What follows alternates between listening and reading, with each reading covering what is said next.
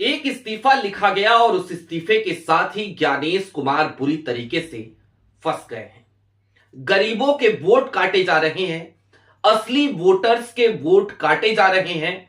ये आरोप ज्ञानेश कुमार के एक अधिकारी ने ही अपना इस्तीफा देते हुए ईसीआई पे लगा दिया, इलेक्शन कमीशन ऑफ इंडिया पे लगा दिया।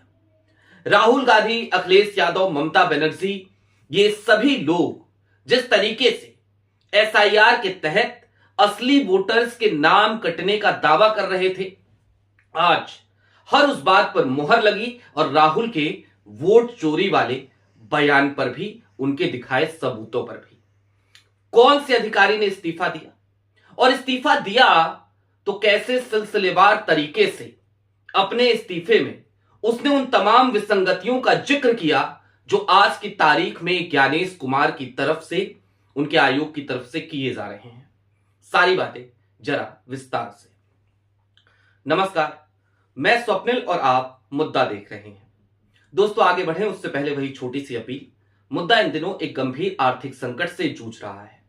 एक तरफ हमारे मेन बैंक अकाउंट्स फ्रीज चल रहे हैं, तो दूसरी तरफ हमारे 2.5 साल पुराने चैनल को हमसे लंबे समय तक छीन कर रखा गया था। ऐसे में डे टू डे ऑपरेशंस में मुद्दा को कुछ मुश्किलों का सामना करना पड़ता है। लिहाजा आपसे गुजारिश है, यदि आप चाहें तो स्क्रीन पर दिख रहे क्यूआर कोड या फिर के नीचे दिख रहे यूपीआई नंबर के जरिए मुद्दा की छोटी छोटी मदद जरूर कीजिएगा। अब आगे बढ़ते हैं और सबसे पहले मैं आपको आपकी स्क्रीन पर 2 हेडलाइंस दिखाना चाहता हूं।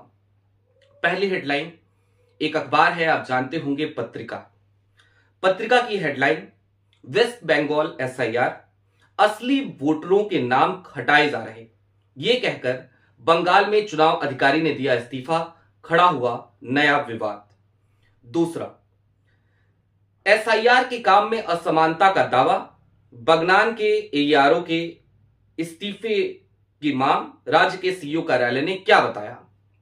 अब इन दोनों खबरों की जरा विस्तार में चलेंगे, लेकिन उससे पहले आपको बता दूं, पश्चिम बंगाल में एसआईआर चल रहा है और वहीं के एईआरओ ने, बीएलओ से ऊपर के अधिकारी होते हैं, एआरओ के नीचे होते हैं, उन्होंने अपने पद से इस्तीफा दे दिया है, इस्तीफे की पेशकश की है। और सिर्फ इस्तीफा नहीं दिया है, बल्कि उन्होंने एआरओ को इस्तीफा भेजते हुए उन तमाम विसंगतियों का जिक्र किया जो चुनाव आयोग आज की तारीख में कर रहा है एसआईआर के दरमियान। लेकिन इससे पहले मैं आपको एक बात और बता दूं जो मेरा निजी अनुभव है।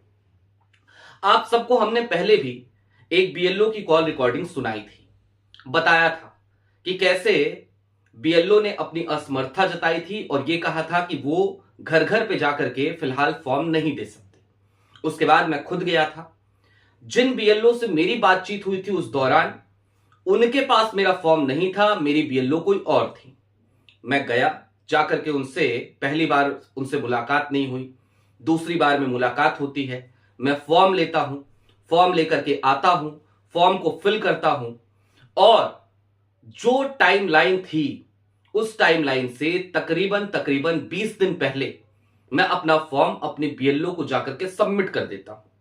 इसके बावजूद आज की तारीख में मेरे फॉर्म को डिजिटाइज नहीं किया गया है। मेरा नाम नोएडा की मतदाता सूची से काटा जा चुका है। उसके बाद मैंने बीएलओ से बात करने की कोशिश करी तो टेढ़ा सा जवाब मिला। सुपरवाइजर से बात करने की कोशिश करी, बात की तो सुपरवाइजर हमारे आज की तारीख में हमारा फोन नहीं रिसीव कर रहे हैं।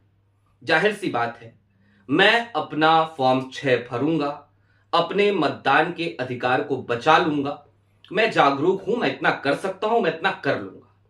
लेकिन अगर मेरे साथ ऐसा हो रहा है तो इस देश के आम नागरिकों के साथ, उन लोगों के साथ जो इतने जागरूक नहीं है, कम से कम जो पत्रकार नहीं है, या फिर जरा उनके बारे में सोचिए जो समाज के अंतिम पंक्ति में खड़े हैं, उनके साथ किस तरीके का कुचक्र रचा जा रहा होगा ये आप अच्छी तरीके से समझ सकते हैं।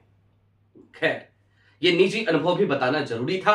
अब चलते हैं उसी इस्तीफे की तरफ कि उस इस्तीफे में आखिरकार क्या कहा मौसम सरकार ने। ये एआरओ हैं, इन्होंने स्पेशल इंटेंसिव रिवीजन में लगे एक असिस्टेंट इलेक्टोरल रजिस्ट्रेशन ऑफिसर के इस्तीफे के बाद विवाद खड़ा हो गया है। उन्होंने आरोप लगाया कि असली वोटरों के नाम वोटर लिस्ट से हटाने की कोशिश की जा रही है, उन्हें बेवजह लॉजिकल डिस्क्रिपेंसी मामलों में डाला जा रहा है। और ये क्या होती है ये भी समझिए। इस मामले में ये मामले उन वोटरों से जुड़े हैं जिनकी फैमिली ट्री मैपिंग के दौरान अजीब फैमिली डेटा जिनके लिए पाया गया था। अधिकारी ने आरोप लगाया कि यह देश की बड़ी आबादी को बाहर करने की साजिश है।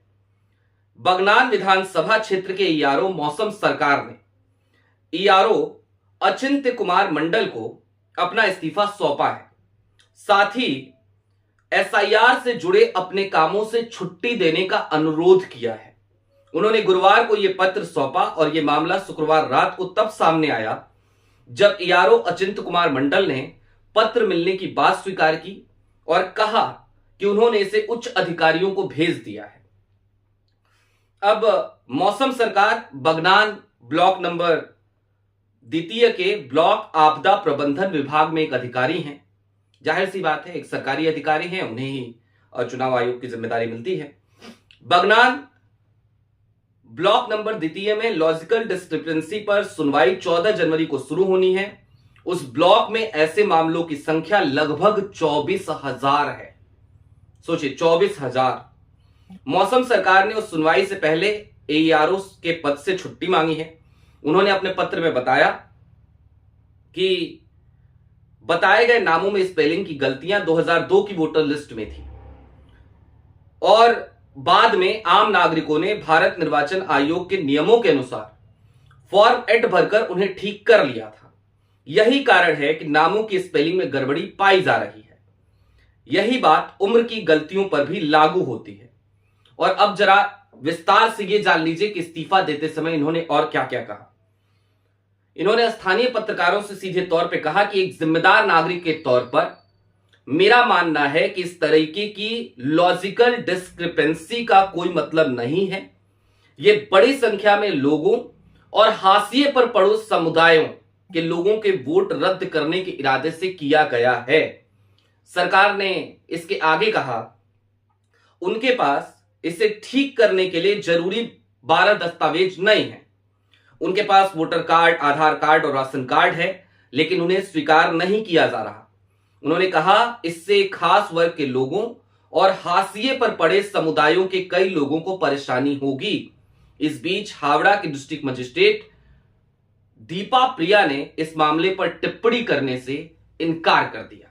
और इसके बाद जब सीईओ जो वेस्ट बंगाल के हैं उनसे जब बात की गई तो उन्होंने तो लगभग धमकी ही दी मौसम सरकार को और कहा कि उचित कार्रवाई मौसम सरकार पे की जाएगी, क्योंकि उन्होंने जो कुछ भी किया है, जिस तरीके से अपना इस्तीफा दिया है, इसकी वजह से चुनाव आयोग जैसी निष्पक्ष संस्था को ठेस पहुंची है, उसकी गरिमा पर ठेस पहुंची है।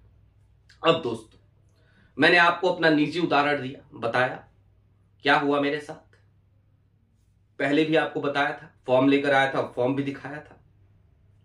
आज की तारीख में चुनाव आयोग लगातार, आप एक बात समझिए, बीते कुछ दिनों से जगह जगह से जब एसआईआर चल रहा था, छत्तीसगढ़ में या उत्तर प्रदेश में या पश्चिम बंगाल में, देश के अलग अलग हिस्सों में, तो वहां से कुछ इनपुट आ रहे थे हमारे पास।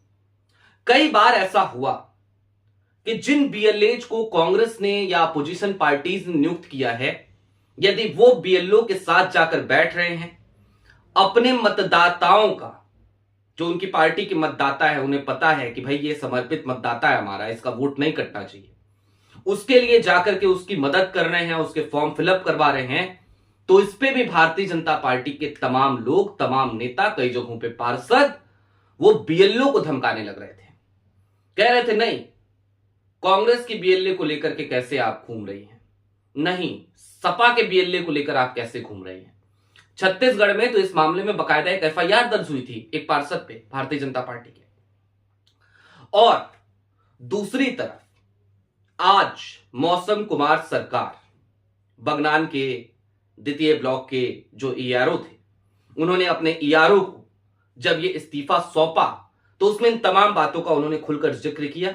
वो 4 पॉइंट्स का जिक्र किया। और सच्चाई तो ये है कि डिजिटाइज अगर फॉर्म नहीं हुए हैं किसी के, तो इसमें भी ऐसा नहीं है कि सिर्फ और सिर्फ बीएलओ की गलती है। कई बार चुनाव आयोग की अपनी वेबसाइट, चुनाव आयोग का अपना सॉफ्टवेयर वही काम नहीं कर रहा है, तो बीएलओ भी क्या करे, क्या करे वो। कुल मिलाकर चलते चलते इस बात को समझिए कि आज की तारीख में ज्ञानेश कुमार की पोल इस इस्तीफे ने तो खोली ही है, और देश के नेता प्रतिपक्ष राहुल गांधी वो तो लगातार बकायदा सबूतों के साथ किस तरीके से वोट चोरी हो रही है इसका जिक्र कर रहे थे। अखिलेश यादव ने भी इस बात का जिक्र किया आज की तारीख में, और बीते कुछ दिनों से वो लगातार कह रहे हैं कि जो निकाय चुनाव हैं उनके लिए जो एसआईआर हुआ उसमें जो मतदाताओं की संख्या आई और जो मेन मुख्य चुनाव आयोग ने जो एसआईआर कराया, दोनों में मतदाताओं की संख्या में भारी अंतर है। तो ये कैसे हो रहा है, इसको लेकर भी अखिलेश यादव सवाल उठा रहे हैं। पश्चिम बंगाल में ममता बनर्जी ने लगातार एसआईआर में किस तरीके की विसंगतियां रही इसकी पोल खोली है, और इन सब के बावजूद ज्ञानेश कुमार कहते हैं कि सब चंगा सी। तो अब तो उनके ही अधिकारी कह रहे हैं कि नहीं नहीं, सब चंगा नहीं है। कितने बीएलओज ने अपनी जान दे दी, वो आंकड़े इस देश में किसी से छिपे नहीं हैं। किस तरीके से बीएलओज के ऊपर एक दबाव बनाया गया वो आप सब बेहतर तरीके से जानते हैं। आप सबके पास हृदय विदारक वो तमाम घटनाएं पहुंची थी। तो कुल मिलाकर चलते चलते इस बात को समझिए कि ज्ञानेश कुमार का चुनाव आयोग कितना निष्पक्ष है, उसकी पोल पट्टी आज उसके ही अधिकारी ने खुल करके खोली है, इस्तीफा लिखते हुए खोली है। बात इतर है कि अब उसे कार्रवाई का सामना करना पड़ेगा, क्योंकि जो चीफ इलेक्टोरल ऑफिसर हैं, सीईओ हैं वेस्ट बंगाल के, उन्होंने इस बात का खुला ऐलान कर दिया कि हम मौसम सरकार के खिलाफ कार्रवाई करेंगे। आपकी क्या राय है कमेंट बॉक्स में जरूर बताइएगा। अभी के लिए दीजिए इजाजत। चलते चलते फिर वही अपील, चैनल पे नए हो तो सब्सक्राइब करते हुए जाइएगा, सक्षम हो तो छोटी छोटी मदद मुद्दा की जरूर कीजिएगा।